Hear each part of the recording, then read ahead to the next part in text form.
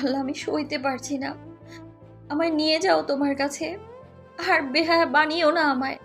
নিজের দিকে তাকালে আমার নিজেরই লজ্জা লাগে। নিজেকে ঠিক কতটা নিচে নামিয়েছি আমি। আত্মসম্মান কতবার নিজের হাতে বলে দিয়েছি আমি। আল্লাহ, আমার রুদ্র, ওকে তুমি ভালো রেখো। ও যেন কোনোদিন কষ্ট না পায়। আমি আমার দুঃখ সয়ে নিয়েছি আল্লাহ।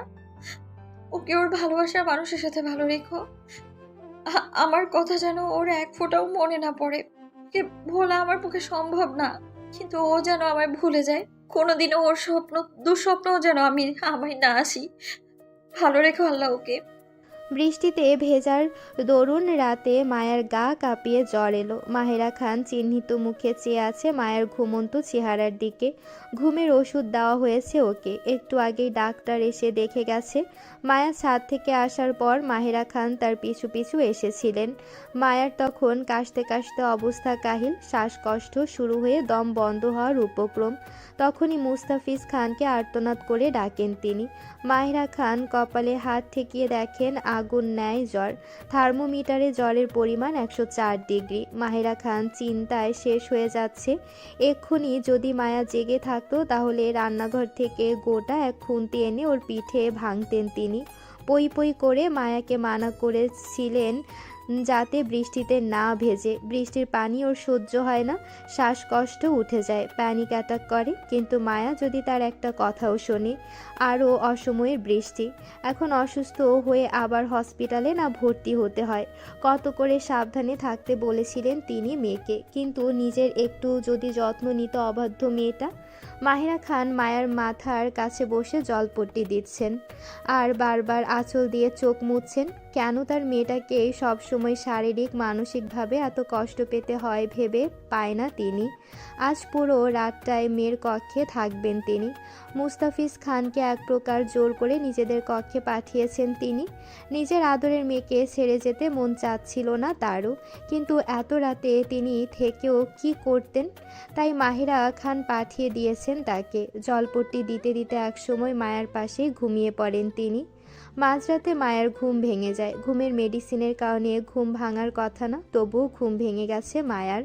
মায়া অনেক চেষ্টার পর বিছানায় হাত ঠেকিয়ে উঠে বসে। মাথা ভারী হয়ে আছে, সাথে পুরো শরীর নাড়াতে কষ্ট হচ্ছে। চোখেও ঝাপসা দেখছে। চোখ কচলে কোনো মতে বোঝার চেষ্টা করে এখন ঠিক কোন অবস্থানে আছে। পাশেই তার মা ঘুমাচ্ছে। মায়া বালিশের পাশ হাতড়ে নিজের মোবাইল হাতে নিল। মোবাইলে মুহূর্তের সময়টুকু দেখে নিয়ে আবার ধপ করে শুয়ে পড়ল। পুরো শরীরে ব্যথায় অবশ হয়ে আছে, যেন স্নায়ুর সকল কার্যক্রম। মায়ার খারাপ লাগছে। কেন যে ঘুমটা ভেঙে গেল। এত আরাম করে ঘুমোচ্ছিল, এখন হাজার চেষ্টা করেও আর ঘুম নামবে না চোখে।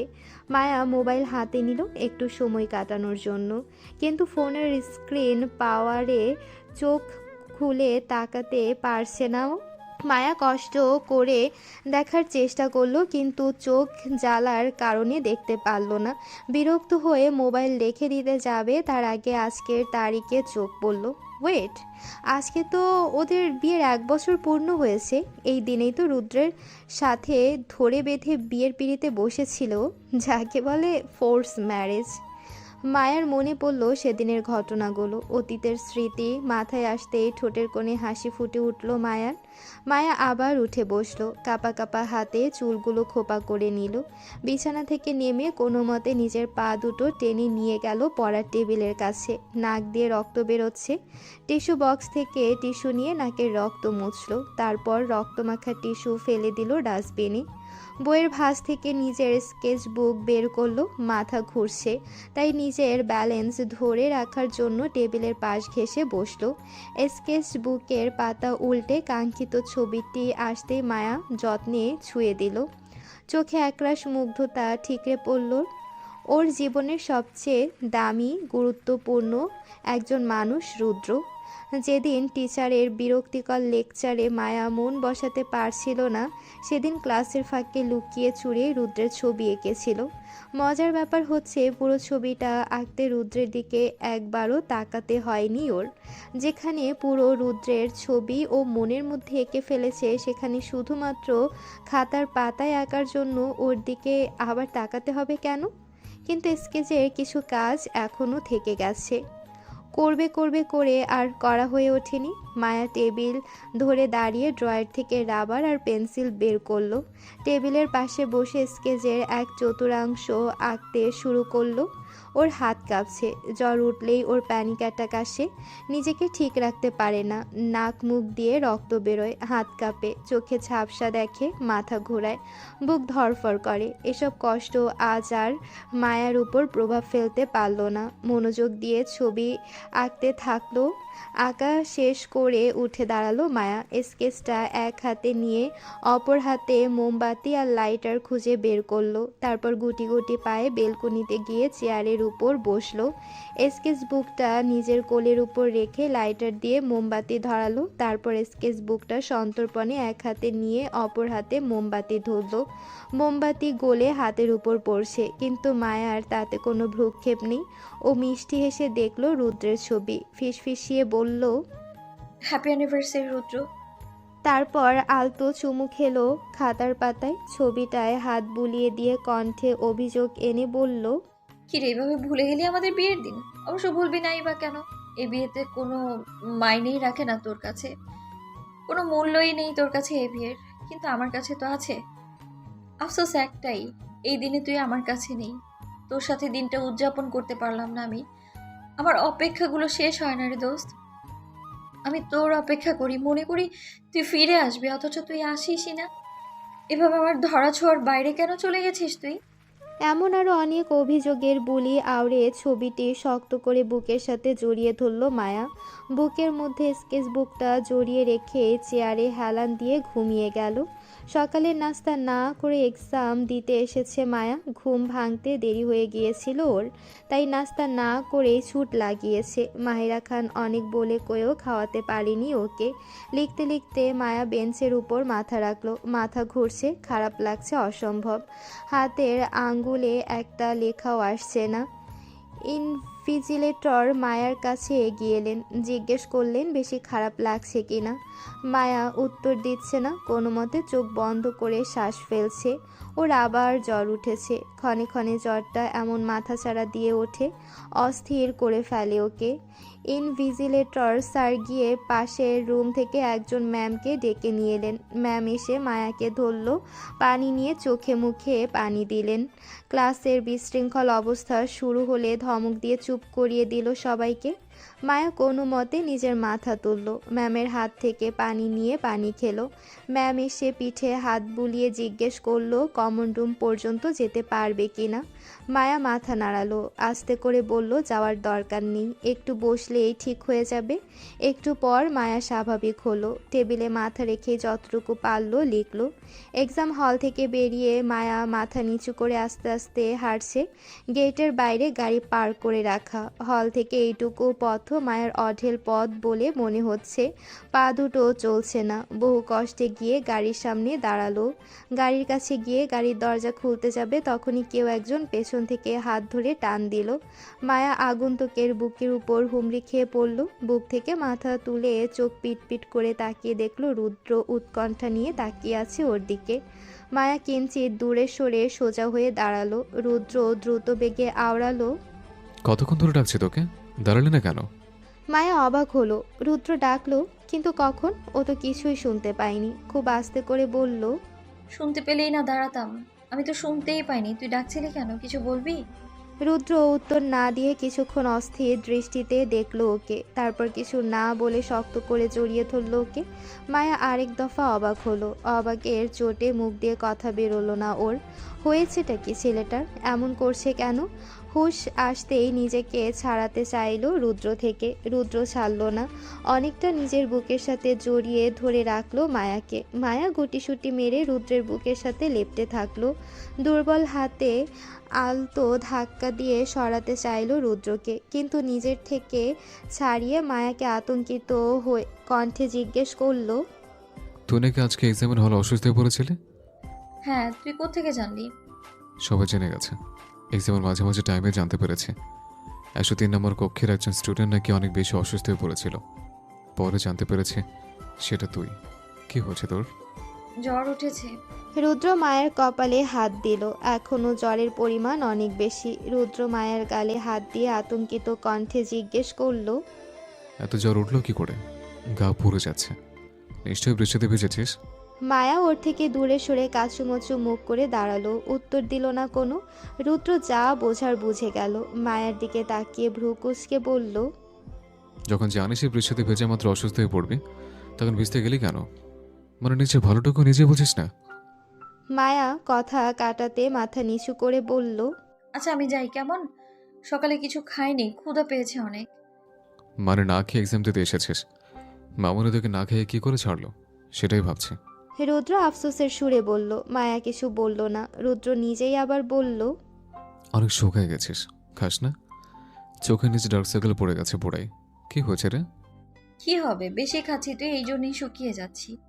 উদাস কণ্ঠে বলল মায়া। রুদ্র অনুনয় করে বলল, প্লিজ এমন করিস না। তোকে দেখে একটুও ঠিক লাগছে না আমার। অসুস্থ অসুস্থ লাগছে।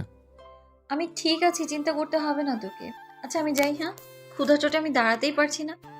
আচ্ছা যা তাহলে, যা মাত্র খেয়ে নেবে প্লিজ। খাওয়া দাওয়া ঠিক মতো কর। যেভাবে আজকে অসুস্থ হয়ে পড়েছিলে, আমার অনেক ভয় লেগেছে। অনেক খুঁজতে খুঁজতে পেয়েছি তোকে। নিজের ক্ষতি করিস না প্লিজ।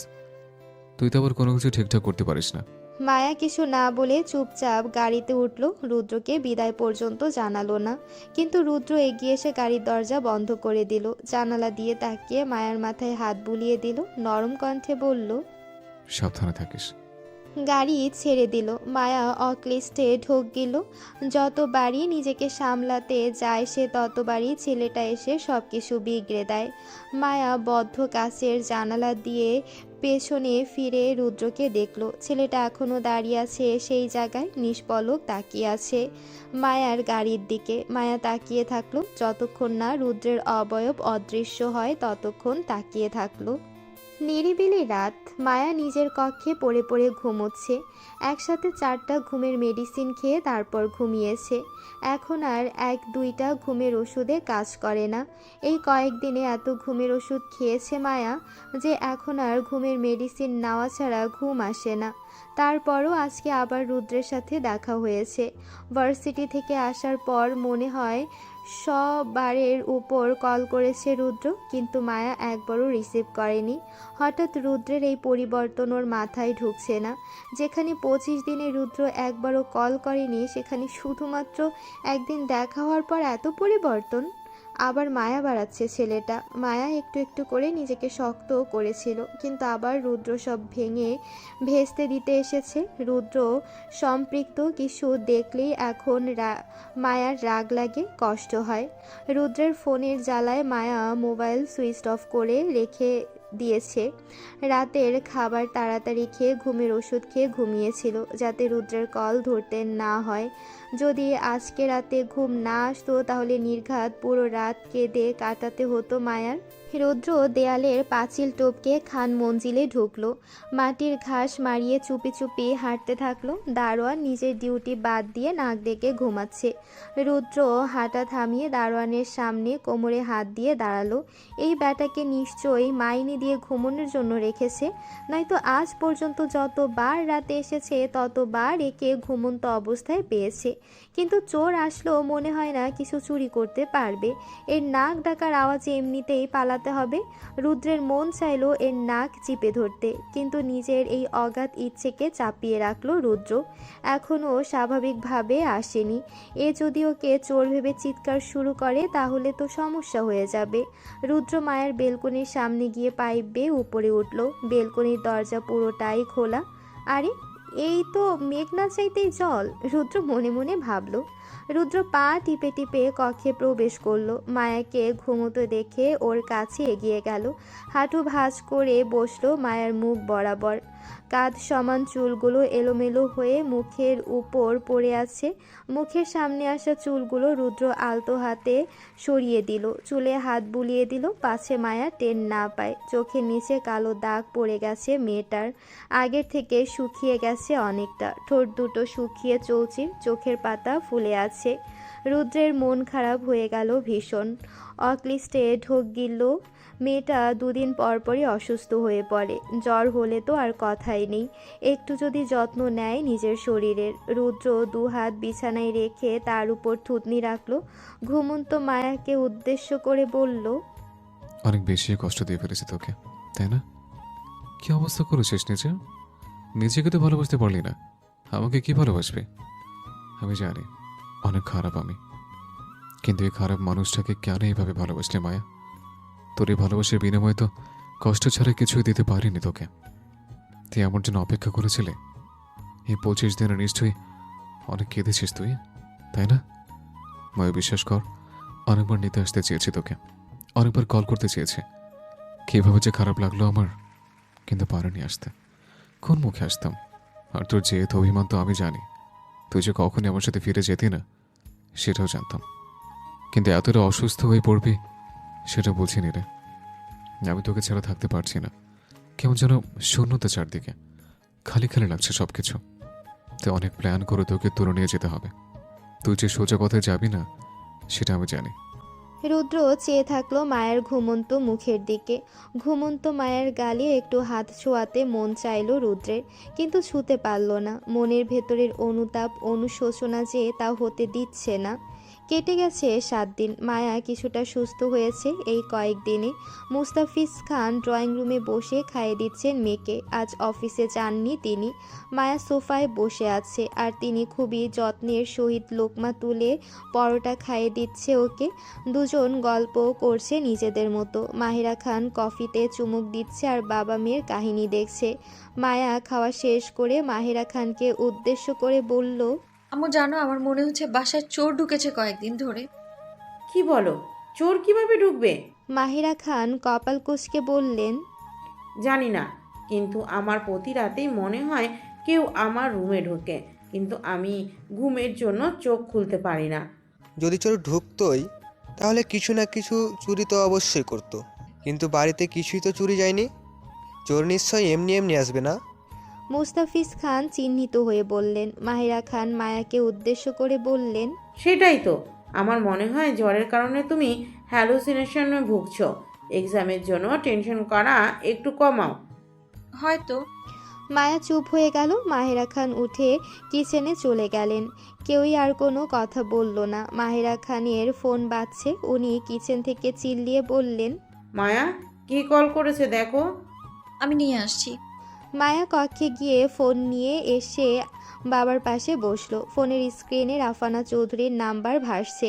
মায়ের ভ্রু কুঁচকে এলো। এই অসময় হঠাৎ তার মামুনির কল। আবার হয়তো মায়ের কথা মনে পড়ছে তার, ভেবেই মায়া মৃদু হাসলো। ফোন রিসিভ করে উৎফুল্ল কণ্ঠে বলল, মামুনি, কেমন আছো তুমি? ওপাশ থেকে রাফানা চৌধুরীর ভাঙা ভাঙা কণ্ঠ ভেসে এলো, মায়া, আমি মনে হয় আর বাঁচব না। আমাকে একবার দেখতে আয়, তোকে খুব করে দেখতে মন চাচ্ছে। আর যদি কোনো দিন দেখতে না পাই, তাই শেষবারের মতো দেখতেই চাই তোকে।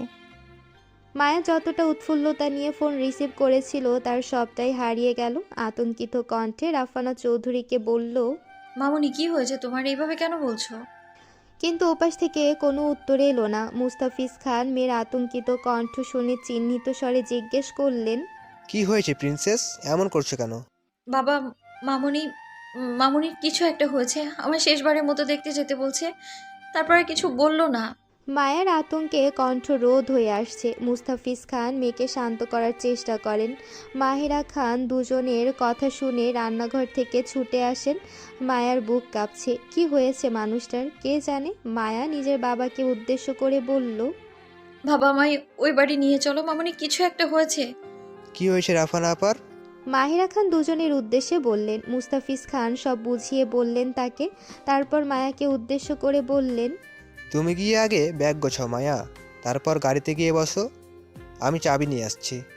মায়া মাথা নেড়ে হন্তদন্ত হয়ে উপরে উঠল। কক্ষে গিয়ে প্রয়োজনীয় বই খাতা নিজের ব্যাগে ভরল। নিজের মুঠোফোন হাতে নিয়ে দেখলো 4টা মিসড কল এসেছে রাফানা চৌধুরীর নাম্বার থেকে। ইস, কেন যে ফোনটা উপরে রেখে গেল। মানুষটা মায়াকে এই মোবাইলে না পেয়ে মাহিরা খানের মোবাইলে ফোন দিয়েছিল। মায়া দ্রুত নিজের মোবাইল হাতে নিল, ব্যাগ কাঁধে নিয়ে দৌড়ে নিচে নামলো। মাহেরা খানকে বিদায় দিয়ে দ্রুত পায়ে গিয়ে গাড়িতে উঠল। মুস্তাফিজ খান আগে থেকেই ড্রাইভিং সিটে বসেছিলেন। মায়া ওঠার পর গাড়ি স্টার্ট দিলেন। মায়ার আতঙ্কে হাত পা কাঁপছে। পুরো বাড়িটা রাফানা চৌধুরী একা, রুয়ান চৌধুরী দেশের বাইরে, আর রুদ্র তো এ টাইমে অফিসে থাকে। মানুষটা এখন কেমন আছে কে জানে। মায়া বারবার নিজের বাবাকে তাগাদা দিচ্ছে গাড়ি জোরে চালানোর জন্য। মুস্তাফিজ খান মায়াকে শান্ত করার চেষ্টা করছে, কিন্তু মায়া শান্ত হতে পারছে না। অবশেষে গাড়ি গন্তব্যে এসে পৌঁছালো। মায়া নিজের ব্যাগ না নিয়েই দৌড়ে বের হয়ে গেল। মায়া বড় বড় পা ফেলে রাফানা চৌধুরীর কক্ষে গেল। রাফানা চৌধুরীর কক্ষে উপর হয়ে মেঝেতে পড়ে আছেন। মায়া দৌড়ে তার কাছে গিয়ে নিজের কোলের উপর তার মাথা রাখলো। কপালে হালকা কেটে রক্ত পড়ছে। মায়া তার গালে হাত দিয়ে কাঁদতে কাঁদতে বলল, মামনি, মামনি কি হয়েছে তোমার? দেখো না আমি এসেছি, দেখবে না আমায়? মুস্তাফিজ খান এসে মায়ার পাশে বসলেন। হাতে রাখা মায়ার ব্যাগটা পাশে রাখলেন। মায়া ভাঙা গলায় নিজের বাবাকে বলল, বাবা, মামনি কথা বলছে না, চোখ খুলে দেখছে না কেন আমায়? মামনিকে একবার দেখতে বলো না আমায়। মুস্তাফিজ খান মায়াকে বললেন, হামিদকে কল করেছি আমি, আসছে সে। তুমি নিজেকে শক্ত করো আগে, নয়তো নিজের মামুনিকে কি করে দেখবে। শান্ত হও, কান্না করো না, হামিদ চলে আসবে এক্ষুনি। রাফানা চৌধুরী পিট করে চোখ খুললেন। কেউ একজন তার মাথায় হাত বুলিয়ে দিচ্ছে। মায়া রাফানা চৌধুরীর গায়ের উপর দেওয়া কম্বলটা আরেকটু টেনে দিল। ওনাকে চোখ খুলতে দেখে খুশিতে চেঁচিয়ে বলল, মামনি, চোখ খুলেছো তুমি? রাফানা চৌধুরী মাথার পাশে মায়াকে বসতে দেখে ঠোঁট ভেঙে কেঁদে দিলেন। মায়া শক্ত করে জড়িয়ে ধরল তাকে। রাফানা চৌধুরী মায়াকে এক হাতে জড়িয়ে ধরে অভিমানের সুরে বলল, এতদিন পর মনে পড়লো আমাকে। মরে গেলেও তো মনে হয় খবর পেতি না। দুটো ছেলে মেয়ে আছে আমার, কিন্তু কারোরই আমার সাথে কথা বলার সময় নেই। এভাবে কেন বলছো মামনি? বিশ্বাস করো, তোমাকে অনেক মনে পড়ে আমার।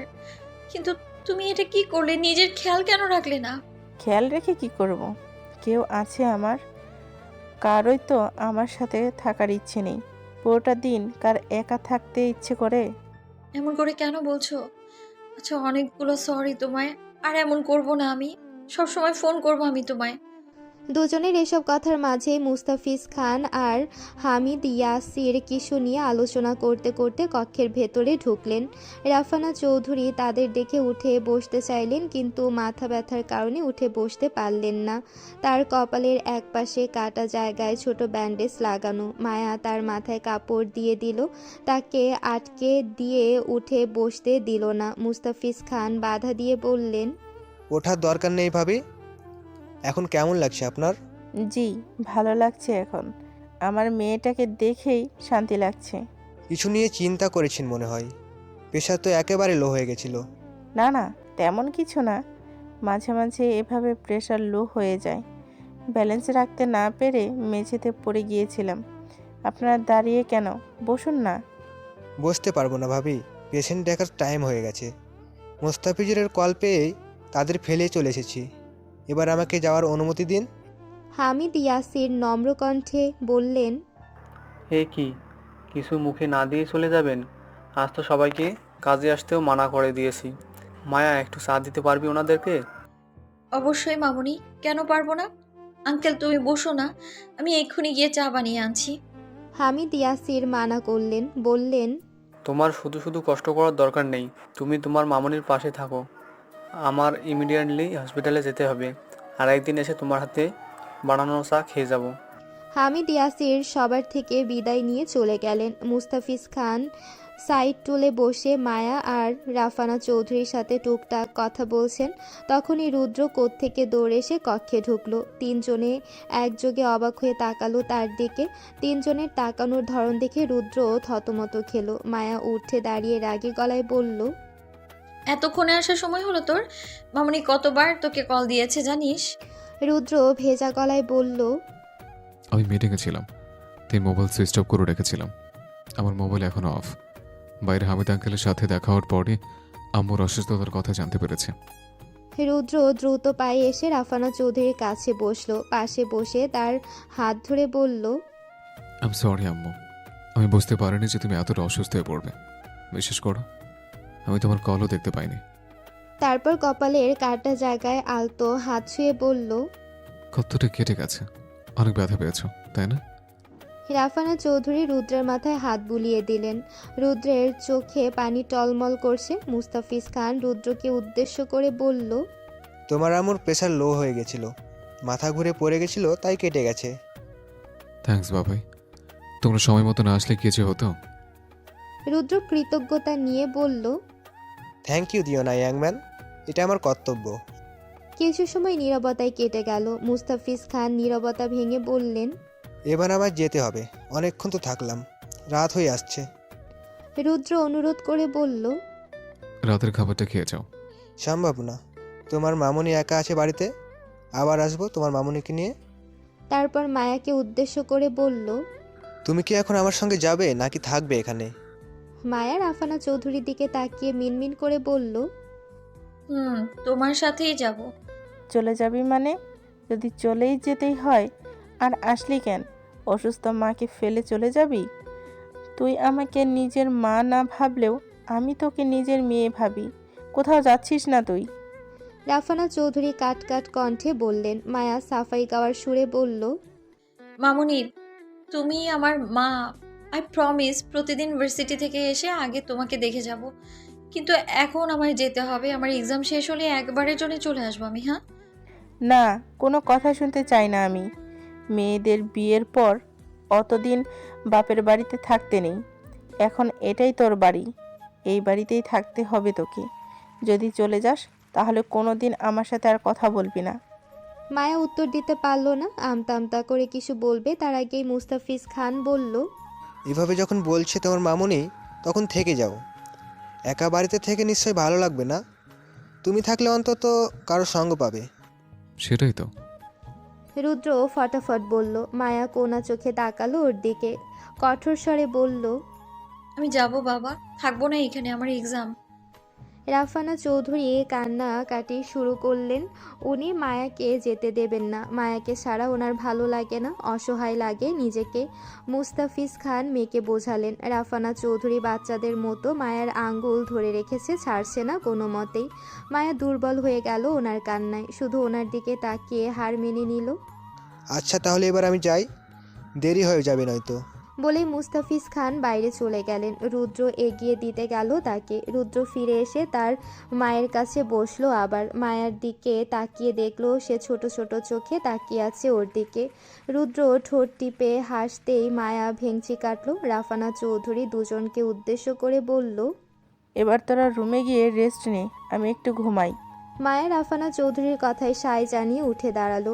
নিজের ব্যাগ নিয়ে কক্ষের বাইরে এলো। রুদ্র মায়ার পিছু পিছু বেরিয়ে এলো। মায়া ব্যাগ থেকে বই বের করছে, তখনই রুদ্র কোত্থেকে টপকে পড়ে বলল, তুই চলে যেতে চাইলি কেন? মন চেয়েছে তাই। মায়া রুদ্রের দিকে না তাকিয়ে উত্তর দিল, যেমন চে তাই করতে পারবে? তুই করতে পারলে আমি কেন পারবো না? কি করেছি আমি? কিছু করিসনি। কথা করেছিস তুই? এসব চলে যেতে চাইলি কেন?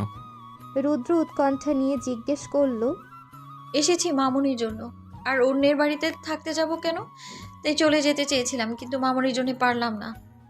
মায়ো, এটা তোর বাড়ি না?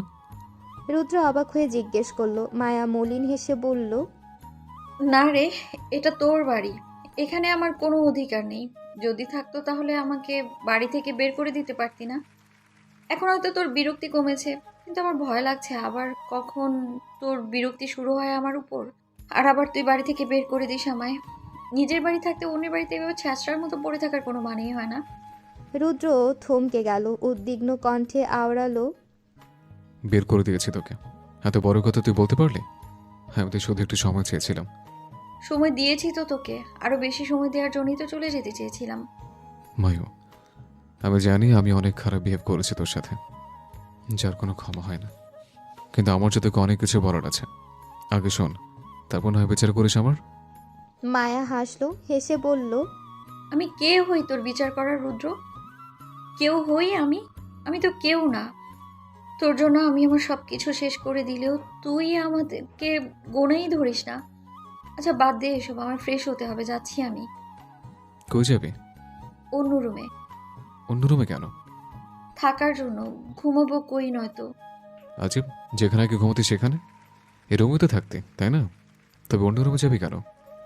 এই রুমে তো তুই থাকবি, আর তোর তো আমার সাথে থাকতে রুচিতে লাগে, তাই অন্য রুমে চলে যাচ্ছি আমি।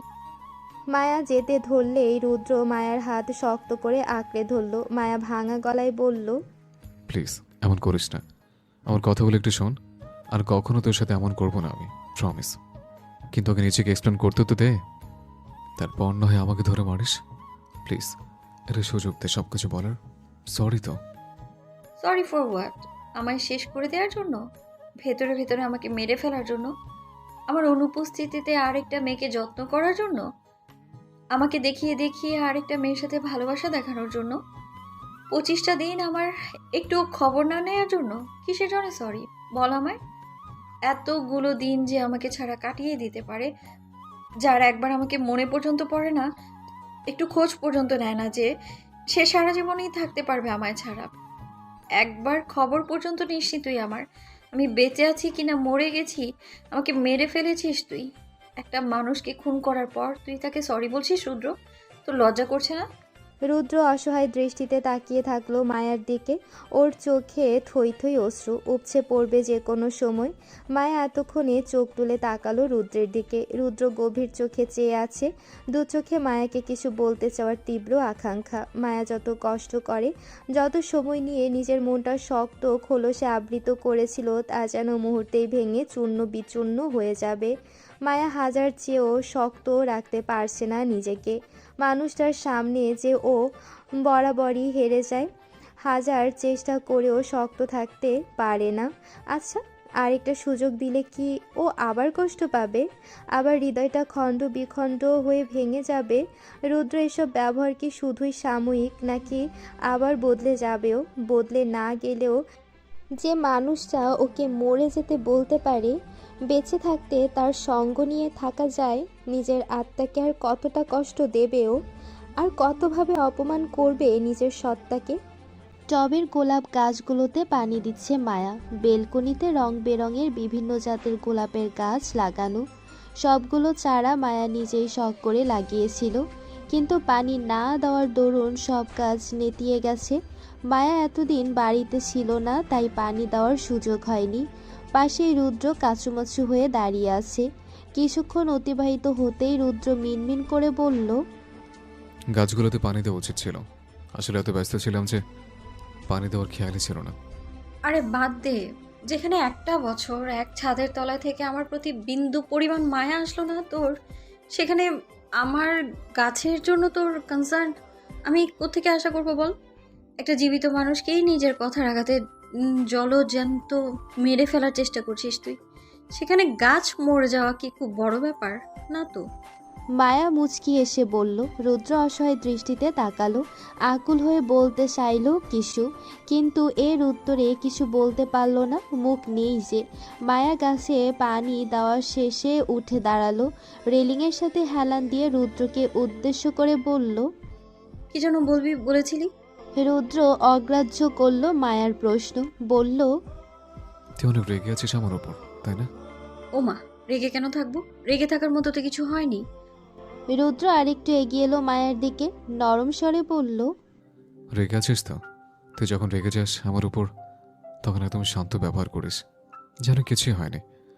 আমি জানি রে, আমি অনেক অন্যায় করেছি, কিন্তু বিশ্বাস কর, আমি এমন করতে চাইনি তোর সাথে।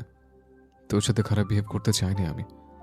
কিন্তু তখন আমার কিছু হয়েছিল আমি নিজে বুঝতে পারতাম না।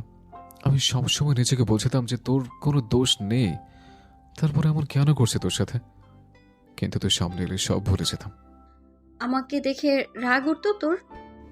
মায়া রুদ্রকে থামিয়ে দিয়ে প্রশ্ন করলো। রুদ্র থেমে গেল, ব্যাকুল চোখে তাকালো মায়ার দিকে। মায়া তাচ্ছিল্য হাসলো, উদাস গলায় বলল, তোর দোষ নেই রে রুদ্র, সব দোষ তো আমার। আমি এমন এমন কাজ করেছি যে আমাকে দেখে তোর রাগ হওয়াটাই স্বাভাবিক। প্লিজ এমন বলিস না। বিশ্বাস কর, তোর প্রতি আমার কোনো অভিযোগ ছিল না, কিন্তু আর্শের সুইসাইডের পরও আমাকে অনুরোধ করেছিল যাতে আমি ওর সাথে থাকি, বন্ধুর মতো, যাতে একটু সাহায্য করি ওকে।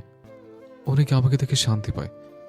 বিশ্বাস কর, আমি ওকে মানা করে দিতে চেয়েছিলাম, বলতে চেয়েছিলাম আমার বিয়ে হয়ে গেছে, আমি যখন তখন ওর ডাকে দেখা করতে যেতে পারি না, কিন্তু ডক্টর বলেছিল যাতে ওর উপর কোনো মেন্টাল প্রেশার না পড়ে।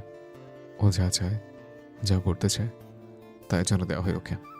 ওর আম্মু আমার হাত ধরে অনুরোধ করেছে যাতে আমি একটু থাকি ওর সাথে, না তো ওনার মেয়ে বাঁচবে না।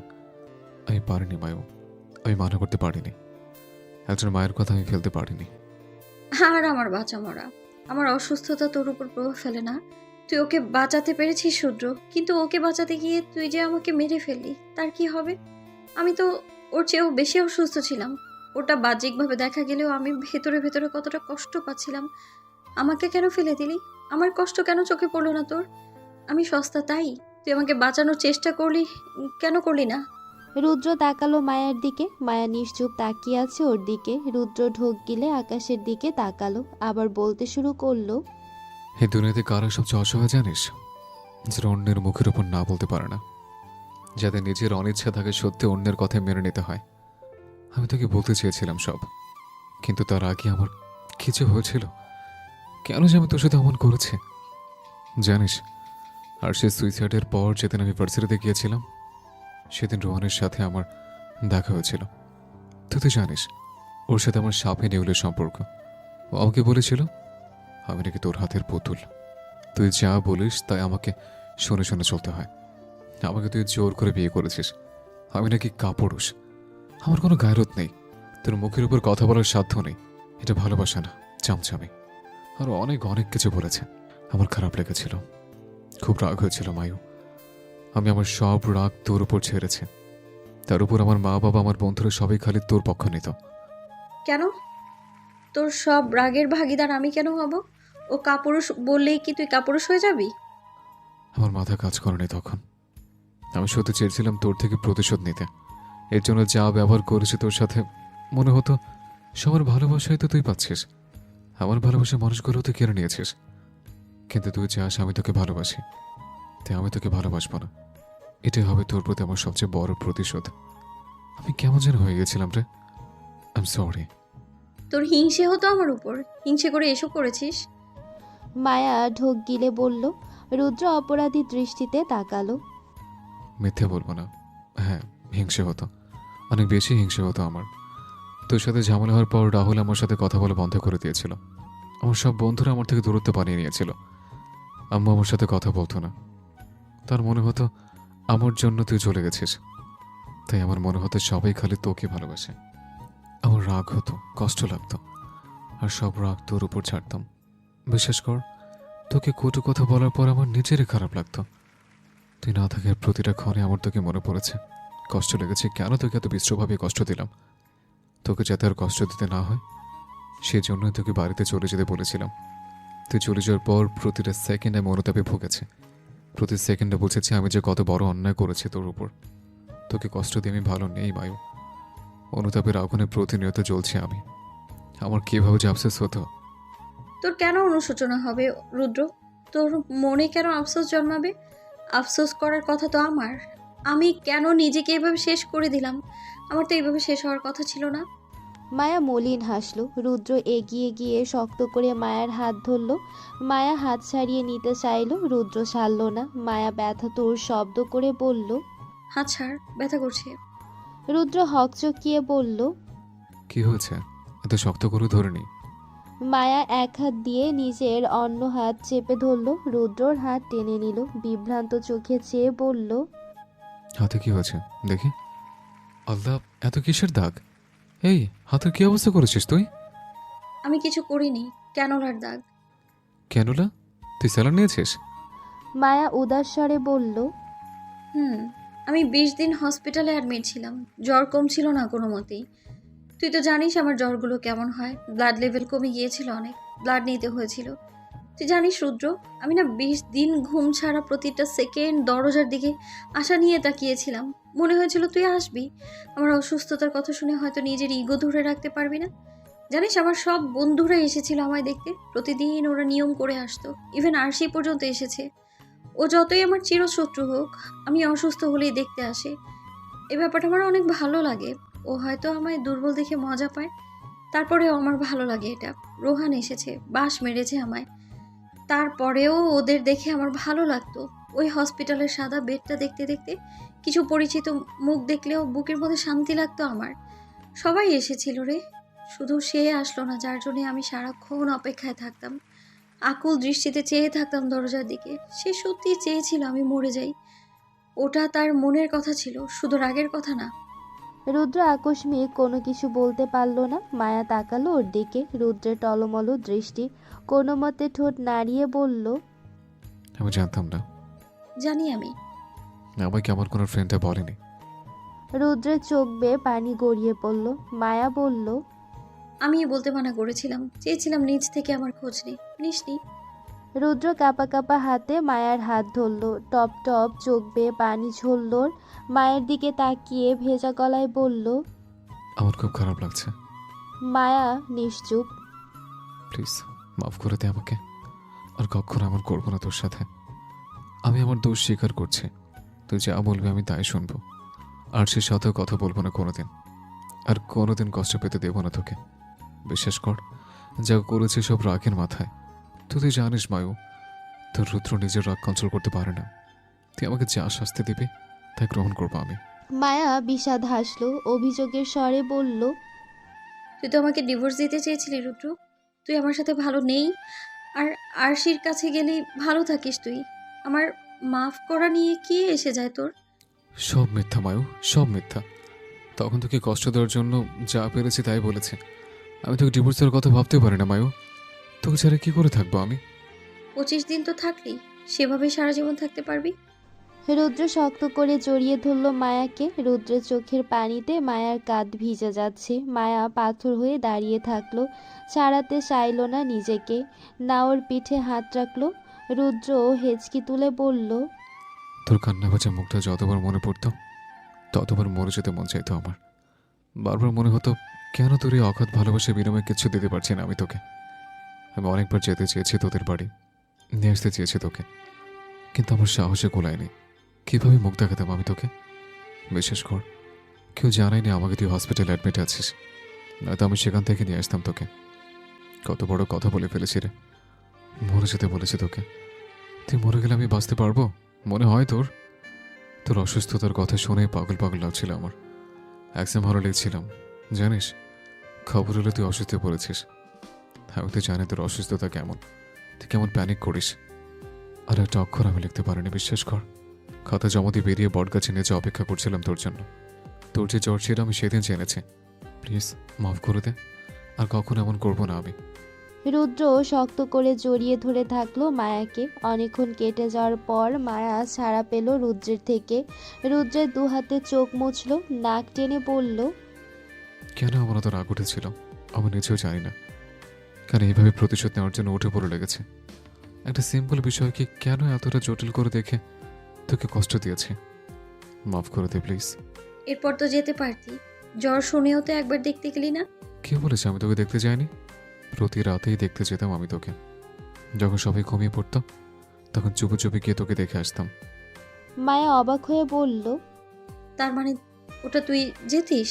আমি তো মনে করতাম চোর ঢুকছে আমার রুমে। রুদ্র চোখ বুক কুঁচকে বলল, তুই আমাকে চোর ভেবেছিস? লাস্টের 2 দিন তো আরো বড় আমার আমি কাজ করেছিস আমার সাথে। বেলকনি দরজা বন্ধ করে রেখেছিস, যার কারণে আমাকে 2 দিন বেলকনি পর্যন্ত গিয়ে ফিরে আসতে হয়েছে। মায়া বিরক্তিকর দৃষ্টিতে তাকালো ওর দিকে। রুদ্রের মুখের এক্সপ্রেশন দেখে হাসলো একটু করে। রুদ্র মায়ার দিকে তাকিয়ে হাসলো। যাক, এতক্ষণে মেয়েটার মুখে হাসি ফুটেছে। মায়া হাসি থামিয়ে রুদ্রের দিকে তাকায়। রুদ্র ঠোঁটে হাসি চওড়া করে বলল, খাওয়া কি পেয়েছে? এত কষ্ট দিয়েছিস আমায়, শাস্তি তো তোকে পেতেই হবে। এত সহজে ক্ষমা করে দেবো আমি তোকে? ঠিক আছে, যা শাস্তি দেবে সব শাস্তি মাথা পেতে নেবো আমি। শুধু দেখে যা, বারবার যাওয়ার কথা বলিস না। মায়া মুখ বাঁকালো। নীরব হয়ে গেছে দুজনে। রুদ্র নীরবতা ভেঙে বলল, কফি খাবে? না। ঠিক আছে, আমি কি বানিয়ে আছি। রুদ্র চলে গেল কফি বানাতে। মায়া বিরক্তিকর চোখে তাকিয়ে চোখ ফিরিয়ে আনে সামনের পিচঢালা রাস্তায়। এই ছেলে সবসময় উল্টা বোঝে।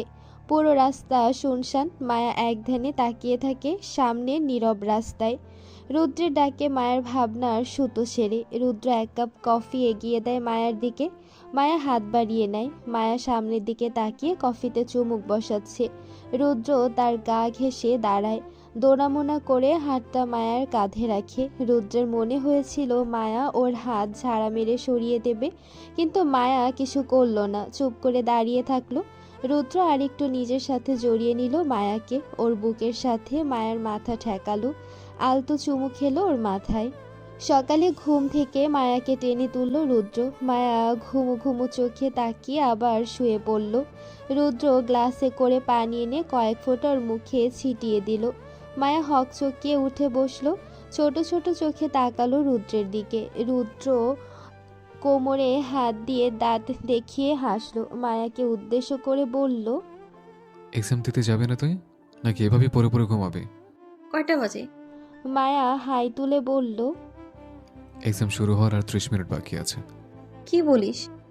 মায়া হতভাগ দৃষ্টিতে তাকালো। হ্যাঁ দেখ, আমি রেডি, কিন্তু তুই এখনই বিছানা ছেড়ে উঠতে পারলি না। মায়া ঘড়িতে তাকিয়ে দেখলো 9টা বেজে 30 মিনিট। 10টা থেকে এক্সাম শুরু। মায়া হন্তদন্ত হয়ে বিছানা ছাড়লো, দৌড়ে চলে গেল ওয়াশরুমে। রুদ্র বিড়বিড় করে মায়াকে বকতে বকতে বিছানা গোছাতে ব্যস্ত হয়ে পড়ল। এক্সাম শেষে বন্ধুমহলের সবাই বটগাছের নিচে দাঁড়ালো। সেখানে ওরা সব সময় দাঁড়িয়ে থাকতো, আজ অনেক দিন পর সবাই একত্র হয়েছে। সবাই খুশি হয়েছে অনেক যে এত দিনে রুদ্র আর মায়ার মাঝে সব ঝামেলা ঠিক হয়েছে। শুধু রাহুল রুদ্রের সাথে কথা বলছে না। মায়া সবাইকে চোখ দিয়ে ইশারা করে দেখলো রাহুল আর রুদ্রের কাহিনী। দুজন গাছের দুই সাইডে দাঁড়িয়ে আছে, আর কিছুক্ষণ পর পর একজন আরেকজনের কথায় কথায় খোঁচা মারছে। মায়া দুজনকে উদ্দেশ্য করে বলল, কিরে, তোরা এক একজন আরেকজনের সাথে কথা বলছিস না কেন? তোদের আবার কি হলো? ফালতু ছেলেদের সাথে কথা বলি না আমি। রাহুল মুখ বাঁকিয়ে বলল। আমিও। রুদ্র অন্যদিকে ফিরে বলল, আরে ঝগড়া করছিস কেন দুজনে? যেটা নিয়ে ঝগড়া লেগেছিল সেই সমস্যাটাই তো মিটে গেছে, এখন আর মুখ ফুলিয়ে থেকে লাভ কি? আরিয়ান বলল দুজনকে। তারপরও দুজন দুদিকে ফিরে থাকলো, কেউ কথা বলল না কারোর সাথে।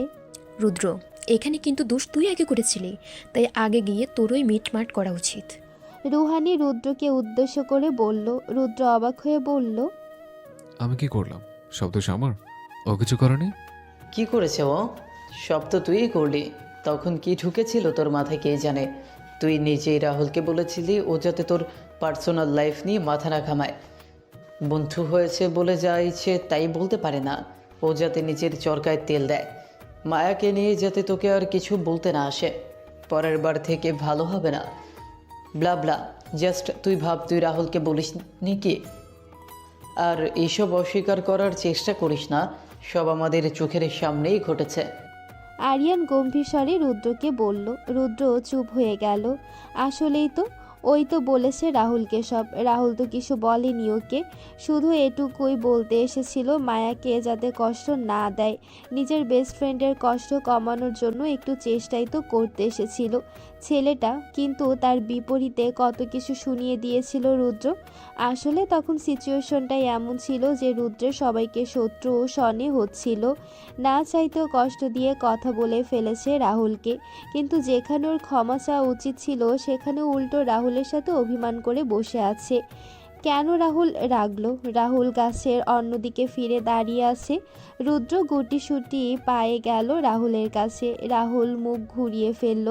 রুদ্র আবার গিয়ে ওর সামনে দাঁড়ালো। রাহুল হনহনিয়ে ওই জায়গা ছেড়ে চলে গেল। রুদ্র দৌড় দিল ওর পিছে। মায়া দীর্ঘশ্বাস ফেলে বলে, এখন দুটোর মধ্যে সব মিটমাট হয়ে গেলেই হয়। আরে এখনই দেখবি দুইজনে কাঁধে হাত দিয়ে হাঁটছে। সাহিল হেসে দিয়ে বলল, সবাই হাঁটছে আর দু চোখ ঘুরিয়ে রাহুল আর রুদ্রকে খুঁজছে। ছেলে দুটো কোথায় জানি চলে গেছে। রুহানি হেঁটে হেঁটে বলল, গেল কই দুজনে? পুরো ক্যাম্পাসে তো মনে হয় চক্কর দিয়ে ফেলেছি, কোথাও তো দুজনের টিকিও দেখা গেল না। সেটাই তো, উবে গেল নাকি ছেলে দুটো? রিয়ানা চিহ্নিত স্বরে বলল, এ কি, সামনে কি হচ্ছে? মায়া আতঙ্কিত স্বরে বলল। মায়ার দেখা দেখি সবাই সামনে তাকায়। রুদ্র আর রাহুল স্মৃতিসৌধের মোড়ে প্রায় 10-12 জন ছেলের সাথে মারামারি করছে। রাস্তায় দাঁড়ানো সবাই এদিক ওদিক দৌড়াদৌড়ি করছে, কারণ কেউই এসব ঝামেলার সামনে পড়তে চাইবে না। সাহিল আর আরিয়ান দৌড় দিল, বিপক্ষ দলের ছেলেগুলোকে গিয়ে মারা শুরু করলো। 4 জন মিলে ইচ্ছে মতো পিটছে ছেলেগুলোকে, সাথে ওদের মারও খাচ্ছে।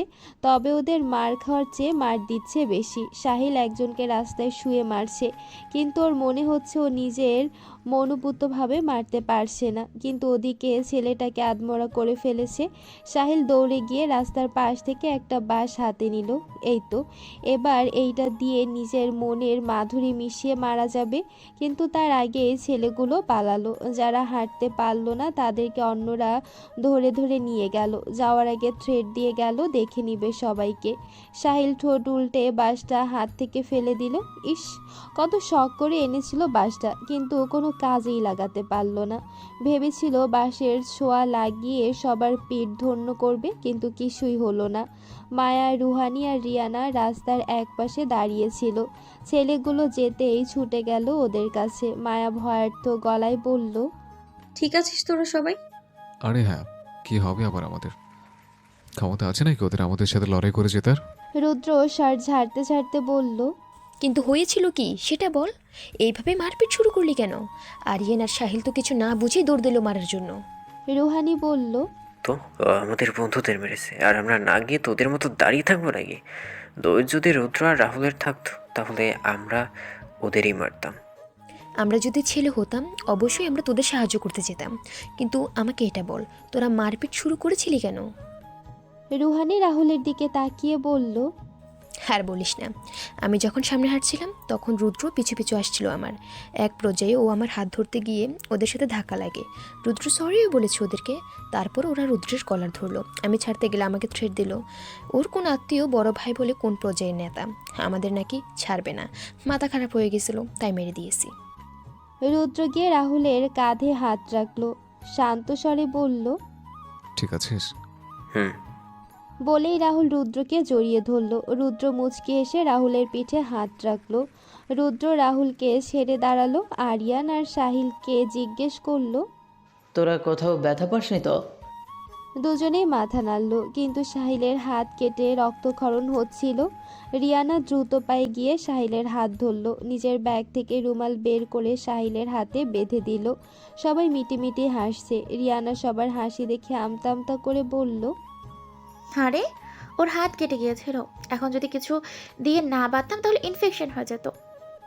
আরেক দফা হাসির রোল পড়ে গেল, তবে এবার সবাই জোরেই হেসে দিল। মায়া সবাইকে উদ্দেশ্য করে বলল, এবার যাওয়া যাক, অনেক লেট হয়ে গেছে। সবাই এতক্ষণে নিজের বাড়ি গিয়ে এক দফা রেস্টও নিয়ে নিয়েছে। সবাই মায়ের কথায় সায় জানালো, যে যার বাড়ির উদ্দেশ্যে রওনা দিল। দিনগুলো ভালোই কাটছে। এক্সাম, বন্ধুদের সাথে ঘোরাঘুরি, বাসায় এক্সামের প্রিপারেশনের সাথে টুকিটাকি কাজে মায়ার ব্যস্ত সময় পার হচ্ছে। রুদ্রের তো অবস্থা আরও খারাপ। এক্সাম দেওয়ার পাশাপাশি প্রতিদিন অফিসের কাজ সামলাতে হচ্ছে পুরো দমে। এক্সাম শেষ হয়েছে 2 দিন হলো। মায়া বেলকনিতে আনমনা হয়ে দাঁড়িয়ে আছে। রুদ্র কক্ষে এসে বেলকনির দিকে তাকালো। মায়াকে আনমনা হয়ে দাঁড়িয়ে থাকতে দেখে সেদিকে এগিয়ে গেল।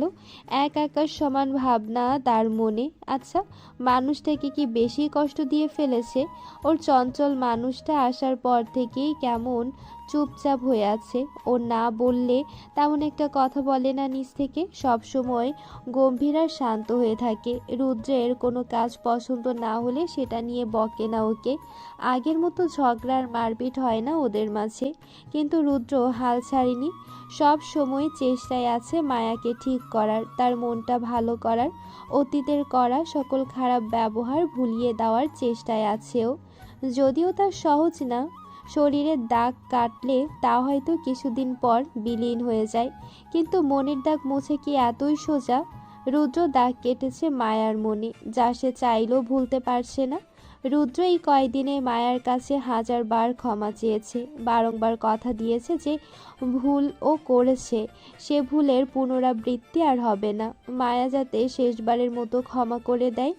সেই ছোটবেলা থেকেই তো প্রতিবার ক্ষমা করেছে মায়া। রুদ্র প্রতিবার ভুল করতো আর ক্ষমা চাইতো। ক্ষমা না করলে বন্ধুত্বের দোহাই দিত। হাজারবার ভুল করেও ক্ষমা পেয়েছে মায়ার কাছে। এবার যাতে শেষবারের মতো হলেও ক্ষমা করে দেয়। রুদ্র পেছন থেকে গিয়ে জড়িয়ে ধরল মায়াকে। মায়া চমকে গেল, পরপর সামলালো নিজেকে। কয়েকদিন ধরে রুদ্রের এসব ব্যবহারে অভ্যস্ত হয়ে গেছে মায়া। কয়েকদিন ধরে ছেলেটা একটু বেশি ভালোবাসা দেখাচ্ছে। মায়া জানেও স্বাভাবিক আচরণ না করা পর্যন্ত এরকম অতি ভালোবাসা দেখাতে থাকবে। ছোটবেলা থেকে দেখে আসছে রুদ্রের এসব উদ্ভট আচরণ। একবার এক বিহেভিয়ার করে, মানে গিরগিটির মতো রং বদলানো। কেউ ওর কাছে শিখুক। রুদ্র মায়াকে জড়িয়ে ধরা অবস্থায় বলল, কি করছিস সেখানে দাঁড়িয়ে? কিছু না, এমনি দাঁড়িয়ে আছি। মায়া উদাস স্বরে উত্তর দিল। রুদ্র মায়াকে ছেড়ে পাশে গিয়ে দাঁড়ালো, সামনে তাকিয়ে বলল, মন খারাপ? না। এখনো কি ক্ষমা করতে পারিস না আমাকে? ক্ষমা করার প্রশ্ন আসছে কোত্থেকে?